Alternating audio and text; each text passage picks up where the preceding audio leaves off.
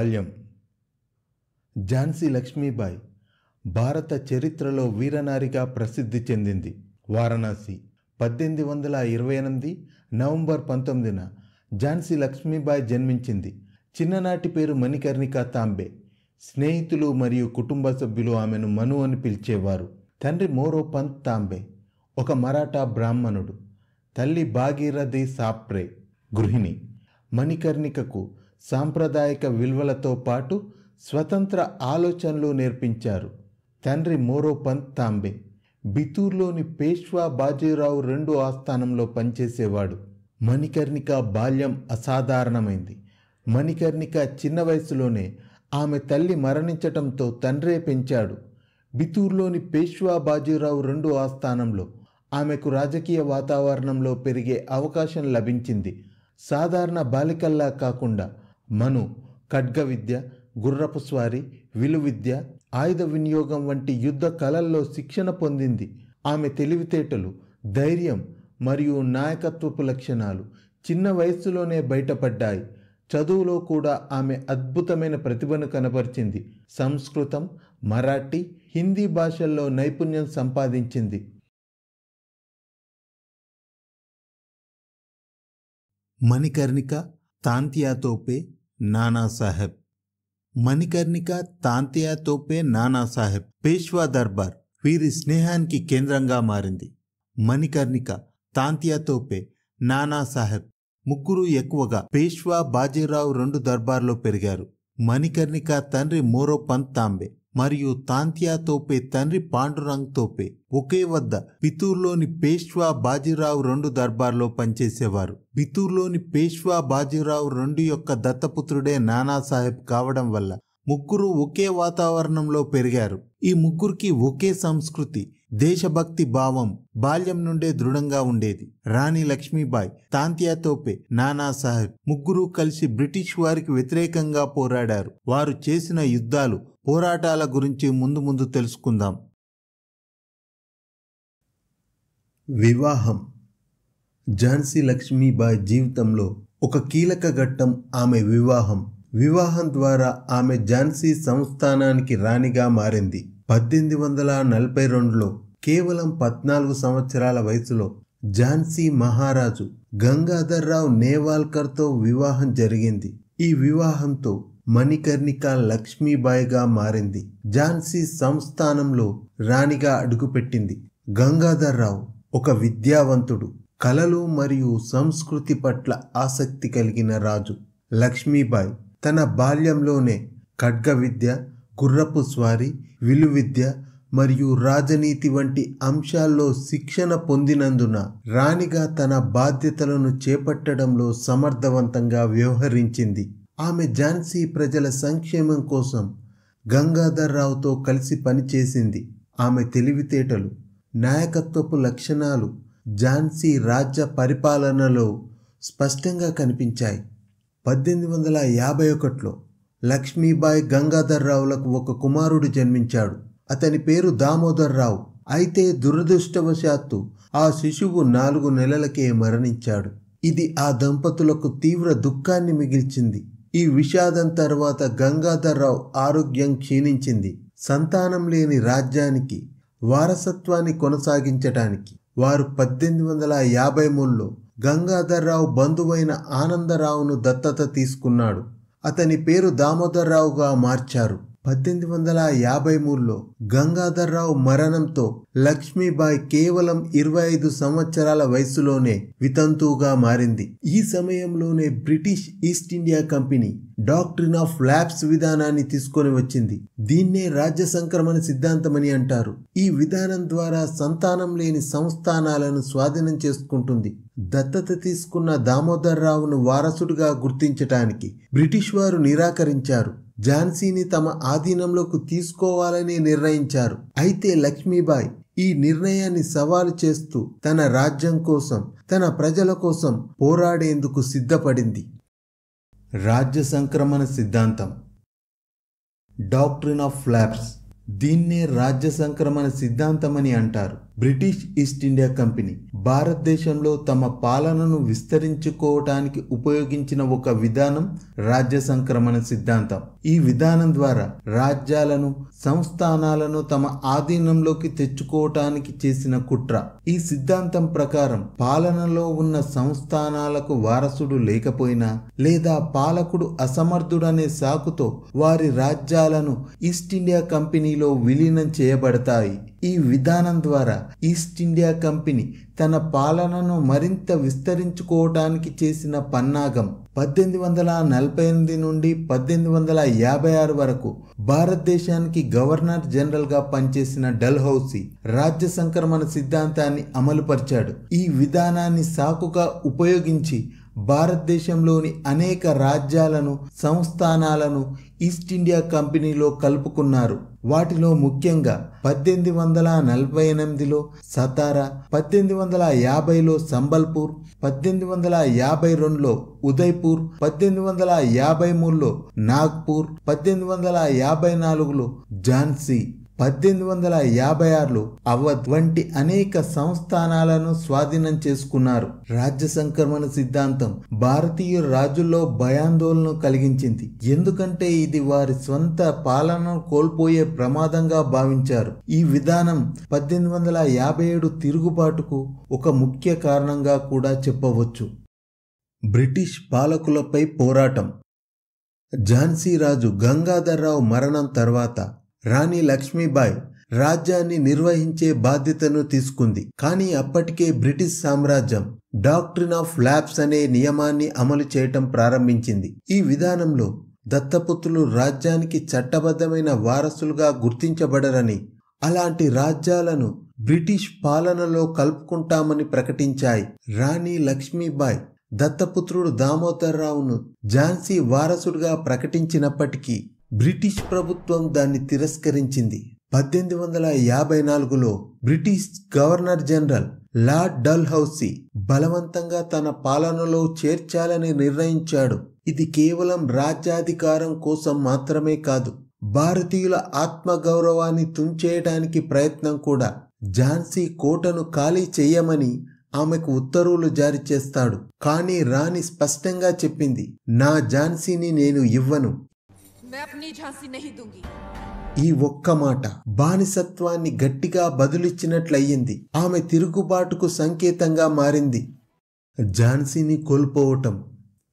ఝాన్సీ రాణి లక్ష్మీబాయి భర్త గంగాధర్రావు 1853లో మరణించిన తర్వాత బ్రిటిష్ ఈస్ట్ ఇండియా కంపెనీ వారు డాక్ట్రిన్ ఆఫ్ ల్యాప్స్ విధానం ప్రకారం ఝాన్సీ రాజ్యాన్ని 1854లో స్వాధీనం చేసుకుంది. ఈ విధానం ప్రకారం స్వంత సంతానం లేని రాజ్యాలను బ్రిటిష్ వారు తమ ఆధీనంలోకి తీసుకుంటారు. గంగాధర్రావు మరియు లక్ష్మీబాయి దత్తత తీసుకున్న వారసుడు ఆనందరావు తర్వాత దామోదర్రావుగా పేరు మార్చారు. ఆ దత్తపుత్రుణ్ణి బ్రిటిష్ వారు వారసుడిగా, యువరాజుగా గుర్తించలేదు. దీంతో ఝాన్సీ బ్రిటిష్ వారి నియంత్రణలోకి వెళ్ళింది. తర్వాత లక్ష్మీబాయి తన దత్తపుత్రుడు దామోదర్రావుకు హక్కులను గుర్తించాలని బ్రిటిష్ అధికారులను కోరింది. ఆమె బ్రిటిష్ గవర్నర్ జనరల్ లార్డ్ డల్హౌసీకి లేఖలు రాసింది. ఝాన్సీ రాజ్యాన్ని తిరిగి ఇవ్వాలని విజ్ఞప్తి చేసింది. అయితే బ్రిటిష్ వారు డాక్ట్రిన్ ఆఫ్ ల్యాప్స్ ఆధారంగా ఆ విజ్ఞప్తిని తిరస్కరించారు. బ్రిటిష్ వారు లక్ష్మీబాయికి పెన్షన్ ఇచ్చి ఝాన్సీ కోట నుండి రాజమహల్కు మారమని ఆదేశించారు. ఈ అవమానం ఆమెలో బ్రిటిష్ వారిపై ఆగ్రహాన్ని రేకెత్తించింది. ఝాన్సీని తిరిగి స్వాధీనం చేసుకోవటం. 1857లో సిపాయిల తిరుగుబాటు మీరట్లో ప్రారంభమై తర్వాత ఝాన్సీతో సహా అనేక ప్రాంతాలకు వ్యాపించింది. ఝాన్సీలోని సైనికులు 1857లో బ్రిటిష్ అధికారులపై తిరుగుబాటు చేశారు. ఈ సందర్భంగా ఝాన్సీలోని బ్రిటిష్ అధికారులపై సైనికులు దాడి చేసి కొందరిని చంపేశారు. మరికొందరు అధికారులు భయంతో పారిపోయారు. ఈ అల్లర్ల సమయంలో లక్ష్మీబాయి ఝాన్సీ రాజ్య పరిపాలనను తన చేతిలోకి తీసుకుంది. ఆమె తన దత్తపుత్రుడు దామోదర్రావు తరపున రాజ్యాన్ని పాలించడం ప్రారంభించింది. తద్వారా ఝాన్సీని తిరిగి స్వాధీనం చేసుకుంది. రాజ్య రక్షణకు సన్నాహం. ఝాన్సీని తిరిగి పొందిన తర్వాత లక్ష్మీబాయి తన రాజ్యాన్ని బ్రిటిష్ దాడి నుండి రక్షించుకోవటానికి సైన్యాన్ని సమీకరించుకుంది. ఆమె స్త్రీలకు మరియు పురుషులకు సమానంగా శిక్షణనిచ్చింది. ఝాన్సీ కోటను బలోపేతం చేసింది. ఆమె సైనిక వ్యూహాన్ని రూపొందించింది. ఆయుధ సరఫరా మార్గాన్ని సిద్ధం చేసుకుంది. ఆయుధాలను సిద్ధం చేసుకొని బ్రిటిష్ వారితో యుద్ధానికి సన్నద్ధమైంది.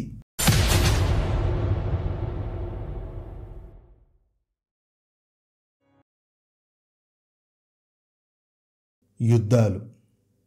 ఝాన్సీ యుద్ధం. లక్ష్మీబాయి తన రాజ్యాన్ని నిలుపుకోవటానికి సైన్యాన్ని బలోపేతం చేసింది.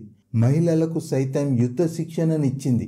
గులాం గౌస్ ఖాన్, కాశీబాయి వంటి వీరులతో సైన్యం ముందుగానే సిద్ధం చేసి ఉంచింది.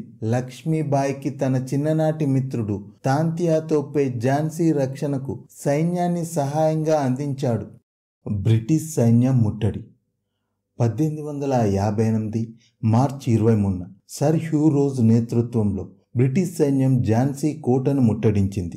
ఝాన్సీ కోట బలమైన కట్టడం కావటంతో బ్రిటిష్ వారు దాన్ని స్వాధీనం చేసుకోవటానికి భారీ సైన్యంతో దాడి చేశారు. వారు ఫిరంగులను, తుపాకులతో తీవ్రంగా దాడి చేశారు. మరోపక్క రాణి స్వయంగా తన సైన్యాన్ని నడిపించింది. ఆమె యుద్ధ వ్యూహాలు, సైనిక శిక్షణ సైనికులకు ధైర్యం మరియు స్ఫూర్తిని నింపింది. ఆమె గుర్రంపై స్వారీ చేసుకుంటూ యుద్ధ రంగంలో చురుగ్గా పాల్గొన్నది. రాణి మహిళలతో ఒక ప్రత్యేక సైనిక దళాల్ని ఏర్పాటు చేసింది. ఈ దళం ఆమెతో కలిసి బ్రిటిష్ సైన్యంతో పోరాడింది. రాణి గెరిల్లా యుద్ధ తంత్రాలను ఉపయోగించి బ్రిటిష్ సైన్యాన్ని ఎదిరించింది.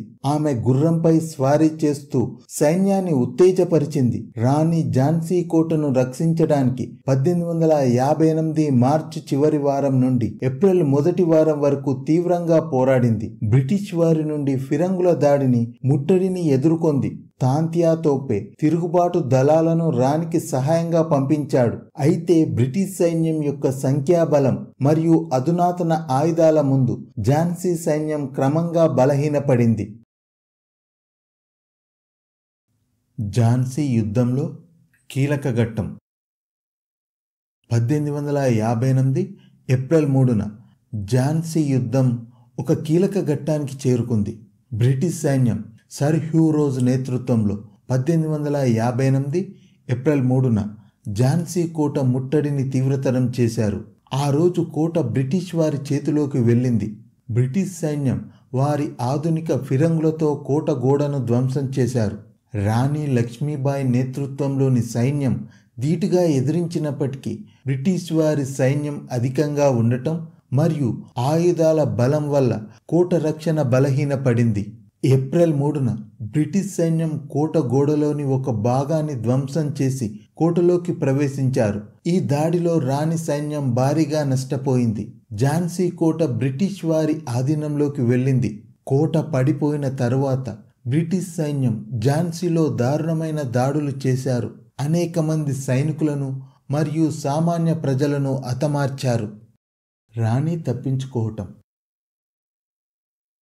రాణి లక్ష్మీబాయి ఝాన్సీ కోట పడిపోవటాన్ని గమనించి తన రాజ్యం మరియు ప్రజల భవిష్యత్తు కోసం పోరాటం కొనసాగించాలని నిర్ణయించింది. 1858 ఏప్రిల్ 3 మధ్యరాత్రి కోట పూర్తిగా బ్రిటిష్ వారి చేతిలోకి వెళ్లటానికి ముందు రాణి లక్ష్మీబాయి తన దత్తపుత్రుడు దామోదర్రావుతో కలిసి తప్పించుకునేందుకు ప్రణాళిక వేసింది. రాణి కోసం తన ప్రాణాలను అర్పించిన మహిళా యోధురాలు జుల్కారీబాయి. ఆమె రాణిలా వేషధారణ ధరించి శత్రువులను దారి తప్పించింది. రాణి తప్పించుకునేలా చేసింది. రాణి లక్ష్మీబాయి తన కుమారుడు దామోదర్రావును వెనక కట్టుకుని గుర్రంపై స్వారీ చేసుకుంటూ కోట నుండి తప్పించుకుంది. రాత్రి సమయంలో తప్పించుకోవటం జరిగింది. బ్రిటిష్ సైన్యం నుండి రహస్యంగా బయటపడటానికి తన గుర్రం బాదల్ సహాయపడింది. ఆమె విశ్వసనీయమైన సైనికులు ఆమెకు రక్షణగా వచ్చారు. 1858 ఝాన్సీ యుద్ధంలో ఝాన్సీ బ్రిటిష్ వారి ఆధీనంలోకి వెళ్లిన తర్వాత రాణి లక్ష్మీబాయి రాత్రి వేళలో బ్రిటిష్ సైన్యం దృష్టిలో పడకుండా గుర్రంపై ప్రయాణించింది. ఈ ప్రయాణం అత్యంత ప్రమాదకరమైంది. బ్రిటిష్ సైన్యం ఆమెను వెంబడిస్తున్నారు. లక్ష్మీబాయి ధైర్యంగా వ్యూహాత్మక ఆలోచనతో తన విశ్వసనీయమైన సహచరులు మరియు కొద్దిమంది సైనికులతో కలిసి రహస్యంగా ఝాన్సీ నుండి తప్పించుకొని కాల్పీకి చేరుకుంది. కాల్పీలో తన చిన్ననాటి స్నేహితులు తాంతియా తోపే వంటి ఇతర తిరుగుబాటు నాయకులతో కలిసి బ్రిటిష్ వారికి వ్యతిరేకంగా పోరాటం సాగించాలనుకుంది. కాల్పీ ఝాన్సీ బ్రిటిష్ వారి ఆధీనంలోకి వెళ్లిన తరువాత రాణి లక్ష్మీబాయి కాల్పీ చేరుకున్నారు. 1857 సిపాయిల తిరుగుబాటు సమయం నుండి కాల్పీ తిరుగుబాటుదారులకు ఒక ముఖ్యమైన స్థావరంగా ఉండేది. తిరుగుబాటుదారులు కాల్పీని బలమైన సైనిక స్థావరంగా మార్చారు. కాల్పీలో తిరుగుబాటుదారులకు ఆయుధ సామాగ్రి నిల్వ కేంద్రంగా ఉండేది మరియు ఖజానాను కూడా ఇక్కడే ఉంచేవారు. ఝాన్సీ రాజ్యాన్ని బ్రిటిష్ సైన్యం స్వాధీనం చేసుకున్న తరువాత ఝాన్సీ రాణి లక్ష్మీబాయి, తాంతియా తోపే మరియు ఇతర స్వాతంత్ర సమరయోధులు కాల్పీ నుండి వ్యూహాత్మక యుద్ధం చేయాలని ప్రయత్నించారు.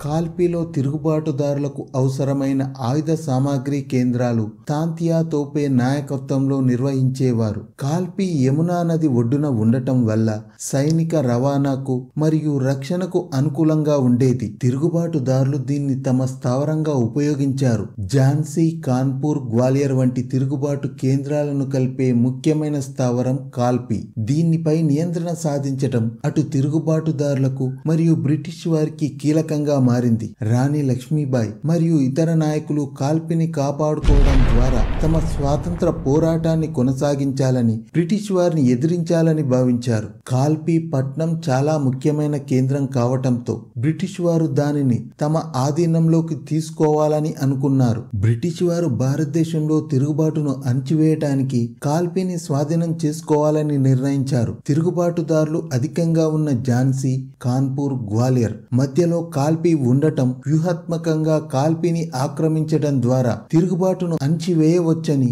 ఈస్ట్ ఇండియా కంపెనీ కాల్పీపై దాడికి దిగింది.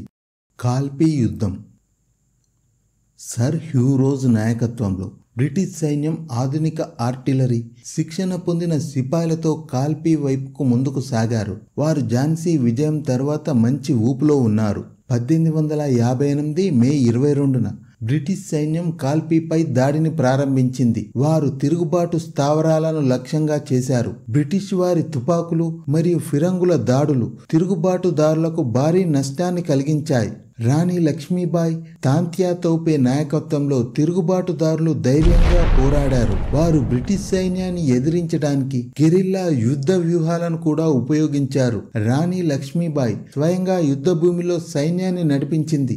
మే నెలలో ఉత్తర భారతదేశంలో తీవ్రమైన వేడి ఉండేది. ఈ వేడి రెండు వైపులా సైనికులపై ప్రభావాన్ని కలిగించింది. కానీ బ్రిటిష్ సైన్యం మెరుగైన సౌకర్యం కలిగి ఉండటం వల్ల వారికి కొంత ప్రయోజనం లభించింది. బ్రిటిష్ సైన్యం యొక్క ఆధునిక ఆయుధాలు మరియు సైనిక వ్యూహాలు తిరుగుబాటుదారులపై ఆధిపత్యాన్ని చెలాయించాయి. తిరుగుబాటుదారుల వద్ద ఆయుధాలు మరియు సైనికుల సంఖ్య తక్కువగా ఉండటం వల్ల వారు బ్రిటిష్ వారి దాడిని తట్టుకోలేకపోయారు. 1858 మే 23 నాటికి బ్రిటిష్ వారు కాల్పీ కోటపై నియంత్రణ సాధించారు. తిరుగుబాటుదారులు ఓటమి చెంది గ్వాలియర్ వైపు ప్రయాణించారు. గ్వాలియర్ యుద్ధం 1858 మే 23న కాల్పీ యుద్ధం జరిగింది. బ్రిటిష్ వారిపై గట్టిగా పోరాడిన తిరుగుబాటుదారులు కాల్పీని నిలబెట్టుకోలేకపోయారు. దాంతో రాణి లక్ష్మీబాయి, తాంతియా తోపే, రావ్ సాహెబ్ తమ మిగిలిన సైన్యంతో గ్వాలియర్ను తమ ఆధీనంలోకి తీసుకోవాలని, తమ తిరుగుబాటును కొనసాగించాలని నిర్ణయించారు. గ్వాలియర్ మధ్య భారతదేశంలో ఒక ముఖ్యమైన సైనిక మరియు రాజకీయ కేంద్రం. దాని కోట బలమైన రక్షణ వ్యవస్థ కలిగి ఉండేది. ఇది ఉత్తర భారతదేశము మరియు మధ్య భారతదేశంలోని ఇతర ప్రాంతాలకు ఒక ముఖ్యమైన కనెక్టివిటీ పాయింట్. గ్వాలియర్ను అప్పటికే సింధు రాజైన జయాజీరావు సింధియా గ్వాలియర్ను పరిపాలిస్తున్నాడు. జయాజీరావు సింధియా బ్రిటిష్కు మద్దతిచ్చే వ్యక్తి. కానీ రాజు జయాజీరావు సింధియా కింద పనిచేసే సైన్యం పూర్తి మద్దతు తిరుగుబాటుదారులైన రాణి లక్ష్మీబాయి, తాంతియా తోపే, నానా సాహెబ్కు ఇవ్వడం వల్ల తిరుగుబాటుదారులు గ్వాలియర్ను తమ ఆధీనంలోకి సులువుగా తీసుకోగలిగారు. తిరుగుబాటుదారులు నానా సాహెబ్ను మరాఠా సామ్రాజ్యం యొక్క పేష్వాగా ప్రకటించారు. గ్వాలియర్ రాజు జయాజీరావు సింధియా పారిపోయి బ్రిటిష్ వారి సహాయం కోరడం జరిగింది. గ్వాలియర్ తిరుగుబాటుదారుల చేతిలోకి వెళ్లటంతో బ్రిటిష్ అధికారి సర్ హ్యూ రోజ్ భారీ సైన్యంతో జూన్ 16న గ్వాలియర్ ముట్టడించాడు. అంతిమ పోరాటం. గ్వాలియర్ను తిరుగుబాటుదారులు స్వాధీనం చేసుకున్న తర్వాత బ్రిటిష్ వారికి మరియు తిరుగుబాటుదారులకు మధ్య 1858 జూన్ 16న యుద్ధం ప్రారంభమైంది. యుద్ధం ప్రారంభమైన రెండవ రోజు 1858 జూన్ 18న గ్వాలియర్ సమీపంలోని కోటాకి సెరాయి వద్ద భయంకరమైన యుద్ధం జరిగింది. ఈ యుద్ధంలో రాణి లక్ష్మీబాయి స్వయంగా గుర్రంపై ఉండి యుద్ధాన్ని ప్రారంభించింది. రాణి లక్ష్మీబాయి నేతృత్వంలో భారత సైన్యం బ్రిటిష్ సైన్యంతో తలపడింది. ఈ యుద్ధంలో వీరోచితంగా పోరాడుతుంది, శత్రువులను మట్టి కరిపిస్తుంది. అలా బ్రిటిష్ సైన్యంతో పోరాడుతూనే రాణి తీవ్రంగా గాయపడింది. కొన్ని చారిత్రక కథనాల ప్రకారం ఆమె గాయాల కారణంగా అచేతనమైంది. ఆమె శరీరాన్ని బ్రిటిష్ వారు గుర్తించకుండా ఉండే ఉద్దేశంతో ఆమె సన్నిహితులు ఒక హిందూ మందిరం వద్ద దహనం చేశారు. రాణి లక్ష్మీబాయి మరణం తర్వాత జూన్ 20, 1858న బ్రిటిష్ సైన్యం గ్వాలియర్ కోటను స్వాధీనం చేసుకుంది. రాణి మరణం తర్వాత కూడా తాంతియా తోపే 1858 నుండి 59 మధ్య బ్రిటిష్ సైన్యంపై గెరిల్లా యుద్ధాన్ని కొనసాగించాడు. తర్వాత బ్రిటిష్ వారికి చిక్కి 1859 ఏప్రిల్ 18న ఉరి తీయబడ్డాడు. గ్వాలియర్ ఓటమితో 1857 తిరుగుబాటు దాదాపు అంతమైంది. బ్రిటిష్ వారు లక్ష్మీబాయి మరణంతో ఝాన్సీని మరియు గ్వాలియర్ను తిరిగి స్వాధీనం చేసుకున్నారు. కానీ లక్ష్మీబాయి యొక్క వీరోచిత పోరాటం బ్రిటిష్ పాలనకు వ్యతిరేకంగా భారతీయులలో ఐక్యత మరియు స్వాభిమాన భావాలను బలోపేతం చేసింది. ఆమె కథ చరిత్రలో ఒక అమరగాథగా మిగిలింది. ఆధునిక భారత స్వతంత్ర ఉద్యమానికి పునాదిగా నిలిచింది. లక్ష్మీబాయి భారత చరిత్రలో తొలి స్వతంత్ర సమరయోధురాలుగా, ఝాన్సీకి రాణిగా శాశ్వత గుర్తింపు పొందింది. లక్ష్మీబాయి గ్వాలియర్ మట్టిలో సమాధి అయినా ఆమె ఆత్మ భారతీయుల హృదయాలలో శాశ్వతంగా నిలిచిపోయింది. ఆమె ధైర్యం, త్యాగం, స్వేచ్ఛ కోసం చేసిన పోరాటం తరతరాలకు ప్రేరణగా మారింది.